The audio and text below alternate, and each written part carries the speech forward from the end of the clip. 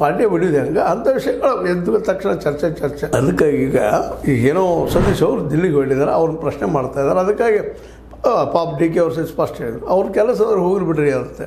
ಪ್ರಿಯಾಂಕಾ ಖರ್ಗೆ ಅವರು ಹೇಳಿದ್ರು ಇಲ್ಲ ಅದೇನಿಲ್ಲ ಪಾರ್ಟಿ ಕೆಲಸಗಳು ಹೊರಟಿದ್ದಾರೆ, ಎಲ್ಲದನ್ನು ಇವ್ರು ಹೇಳಲೇಬೇಕಾ, ಹೋಗಲಿ ಬೇಡ, ಏನು ಬದಲಾದ್ರೆ ಏನಾಗೋದಿಲ್ಲ. ತಪ್ಪೇನೋ ಡಿ ಕೆ ಶಿ ಅವರು ಯಾವ ಪಾರ್ಟಿ ಅವ್ರು ಕೊಟ್ಟರು ಬರೀ ಮಾಡಪ್ಪ ಹೆಸರು ಅಂತ ಅವರು ಬಿಟ್ಟು ಕೊಟ್ಟರು ಸಿದ್ದರಾಮಯ್ಯರು. ಆಗಲಿ ಅವರು ಹೊಂದಾಣಿಕೆ ಬೇಡ, ಸಿದ್ದರಾಮಯ್ಯ ಮುಂದುವರಿರಲ್ಲ ರೀ. ಈಗೇನು ಕೆಟ್ಟ ಮಾಡಲಿಕ್ಕೆ ಇತ್ತಿದ್ದಾರೆ, ಏನು ಕೆಟ್ಟದ್ದಾಗಿದೆ. ಯಾಕಂದರೆ ಆಲ್ರೆಡಿ ಒಬ್ಬ ನಾಯಕರವರು ರಾಜಕಾರಣಂತ ಒಂದಿಷ್ಟು ದೊಡ್ಡ ವ್ಯಕ್ತಿತ್ವ ಬೆಳೆಸ್ಕೊಂಡಂಥವ್ರು ಅವ್ರನ್ನ ಪಾರ್ಟಿನ ತೆಗೆದು ಹಾಕಿದ್ರೆ ಪಾರ್ಟಿ ಹೊಡೆದು ಬೀಳ್ತದೆ. ಸೇಮ್ ಪಟ್ಟದ ಕೆಳಗೆ ಇಳಿಸಿದ್ರೆ ಈಗ ಡಿ ಕೆ ಶಿ ಕೆಲಸ ಮಾಡ್ತಾಯಿದ್ದಾರೆ. ಅವ್ರ ಕೈಯಿಂದ ಏನಾದರೂ ಅಧ್ಯಕ್ಷರಿಗೆ ಕಸ್ಕೊಂಡು ಇನ್ನೊಬ್ರಿಗೆ ಯಾರ್ಯಾರು ಕೊಟ್ಟರೆ ಅದು ಎಷ್ಟು ಮಟ್ಟಿಗೆ ಉಪಯೋಗ ಆಗಿತ್ತು. ಯಾಕಂದರೆ ಇವತ್ತು ನಮಗೆ ಕೆಲಸಗಳು ಆಗಬೇಕಾಗಿದೆ. ಯಾರು ಮುಖ್ಯಮಂತ್ರಿ ಇದಾನೋ, ಯಾವ ಮುಖ್ಯಮಂತ್ರಿ ಇದಾನೋ, ಅದು ಯಾರು ಮತ್ತೇನೋದು ಮುಖ್ಯ ಅಲ್ಲ, ಅಧ್ಯಕ್ಷರು ಯಾರಾದ್ರೂ ಮುಖ್ಯ ಅಲ್ಲ.